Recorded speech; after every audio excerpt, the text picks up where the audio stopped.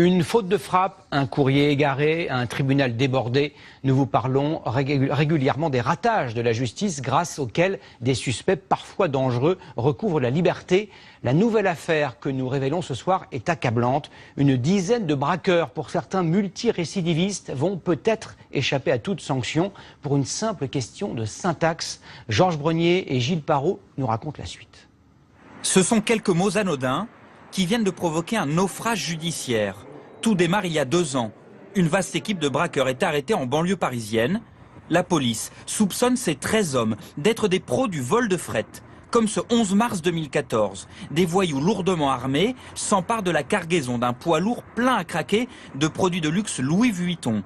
Montant du butin, 1 million d'euros. 24 mois d'enquête, presque réduit à néant depuis quelques jours, à cause d'une seule phrase. Vu au parquet le 30 avril 2014 et ne s'oppose pas au dessaisissement. La formule est en fait incorrecte et trahit une erreur de procédure. Des avocats s'engouffrent dans la brèche. Les magistrats ne peuvent que constater.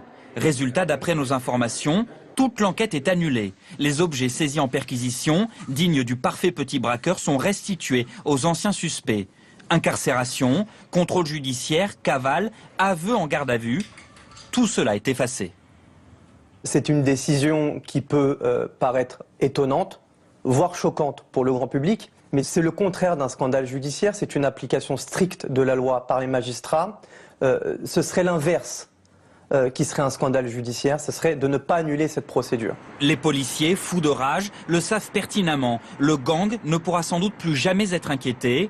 Comble de l'histoire, l'un des braqueurs avait été libéré il y a 2 ans à cause déjà de l'erreur d'un juge.